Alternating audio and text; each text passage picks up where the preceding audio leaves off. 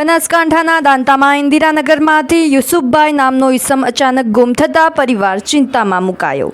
દાંતા તાલુકાના ઇન્દિરાનગરમાં રહેતા યુસુફભાઈ આજ રોજ ઘરેથી કહ્યા વગર જતા રહેતા પત્ની અને 3 નાના બાળકોમાંથી આપ ફાટ્યું હોય એવા દ્રશ્યો સર્જાયા હતા। પરિવાર સગા સંબંધીઓને જાણ કરાતા યુસુફભાઈ કોઈ પણ સગા સંબંધીના ઘરે મળી આવ્યા નહોતા। તેને લઈ પરિવાર ભાગી પડ્યો હતો। પરિવાર દ્વારા બધી જગ્યાએ શોધખોળ કર્યા બાદ નિરાશા હાથ લાગી હતી। મળતી માહિતી મુજબ પરિવારનું કહેવું છે કે યુસુફભાઈ ઘરેથી નીકળતા પહેલા એક ચિઠ્ઠી મૂકી ગયા છે। એમાં 3 લોકોના ત્રાસથી ઘર છોડું છું એવી ચિઠ્ઠી મળી આવી હતી।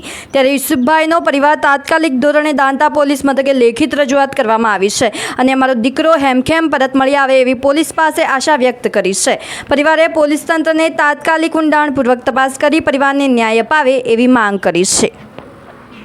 બનાવ તો સાહેબ આ જે એમના 2 પાર્ટનર ભાગીદારીમાં ધંધો કરતા હતા અને એમાંથી આ 2 કાકા અને શાળાને બેને એમના બધી આ ધંધાને લેવડ દેવડના હિસાબથી પૂરેપૂરો આ છોકરા મારા છોકરા પર પૂરું દબાણ કરી દીધું છે અને દબાણના હિસાબથી આ મારા છોકરો આ ઘર છોડી અને ભાગી ગયો છે।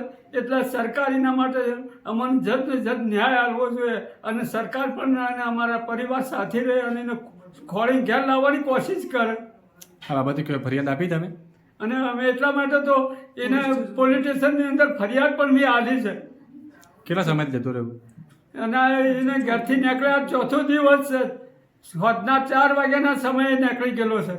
તમારું નામ? મારું નામ મોહમ્મદભાઈ જીવાભાઈ।